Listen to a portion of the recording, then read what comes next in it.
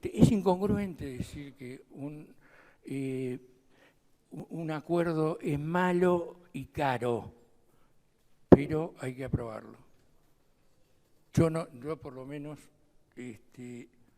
voy a hablar del pasado, pero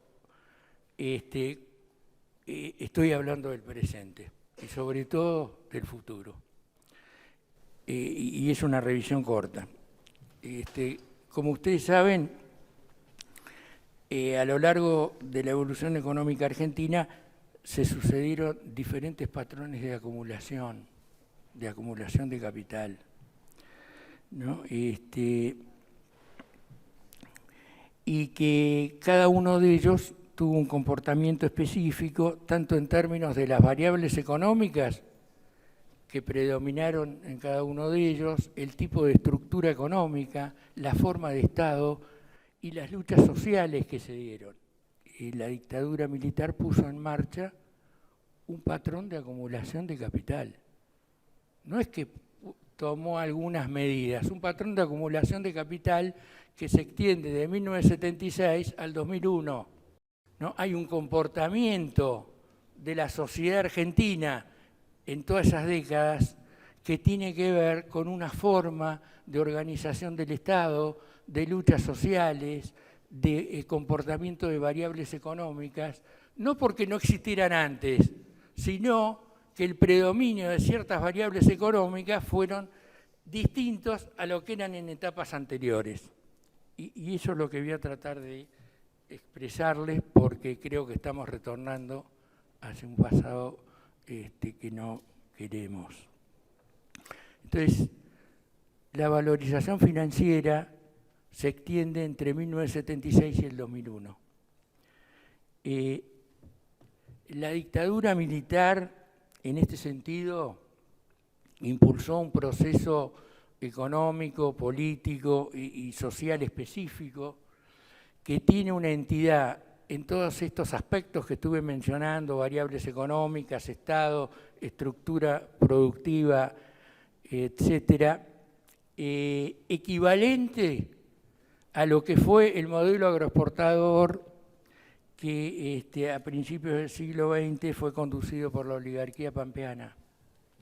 En el marco de la aplicación de una nueva doctrina represiva, la dictadura impulsó, como dije, un patrón de acumulación sumamente regresivo, ¿no? Porque articuló una redistribución del ingreso en contra de los asalariados, que por su profundidad fue inédita, ¿no? Entre el 76 y el 77, los asalariados en la Argentina perdieron 18 puntos del Producto Bruto. Eso por un lado, con una política económica de corte monetarista, ¿no? Ahí quisiera mencionar el emblemático enfoque monetario de balanza de pagos que se aplica a partir de diciembre del 79 y va a producir finalmente una reestructuración fenomenal en la economía argentina, que no solo interrumpió la industrialización, sino que puso en marcha un proceso de desindustrialización. Proceso también inédito, porque hasta ese momento, bueno, casualmente el eje de la economía argentina había sido la industria. En ese patrón de acumulación, como todos sabemos, hubo un endeudamiento aceleradísimo de la deuda externa y de la deuda externa estatal y privada, ¿no? De 7.000 millones a 140.000 entre el 76 y 2001. Ahora, ¿qué pasó con esa deuda externa? No, que ese ahorro externo que supuestamente se incorporó a la Argentina. La Argentina no recibió menos de 250.000 millones de dólares durante ese lapso. Entonces, ¿qué ocurrió? Porque es un caso de libro. Tendría que haber explotado la inversión. ¿Por qué no explotó la inversión? Porque el sector privado oligopólico de la Argentina, en base al endeudamiento externo, lo que hizo son colocaciones financieras en el sistema financiero local. ¿Por qué? Porque había un diferencial entre la tasa de interés interna, que es la que cobraban por las colocaciones, y la tasa de interés internacional, que era la que pagaban en el exterior por su endeudamiento con bancos en esa época, en época de la dictadura, con fondos de inversión, etcétera, después. ¿Y cómo culmina este proceso? No con inversión, con fuga de capitales al exterior. Es la etapa donde la alta burguesía argentina y la burguesía media de nuestro país se dolariza, ¿no? Cosa que permanece hasta nuestros días, incluyendo la gestión del kirchnerismo, que desde mi punto de vista puede haber múltiples interpretaciones al respecto, ¿no? Las hay. Desde mi punto de vista, fracasó en el intento de desvincular la economía del dólar. Te estoy hablando del pasado, pero también del futuro. ¿Por qué digo esto?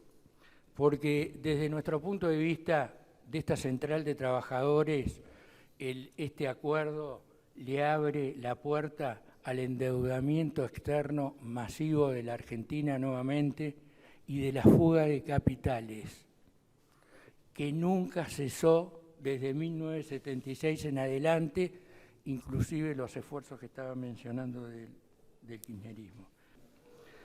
La aprobación de este acuerdo le plantea el siguiente horizonte a nuestra clase trabajadora. Un horizonte que está asignado por un nuevo ciclo de endeudamiento, recrudecimiento de la fuga de capitales al exterior y la consecuente reducción de la inversión privada. Me salté un párrafo que ahora voy a introducir.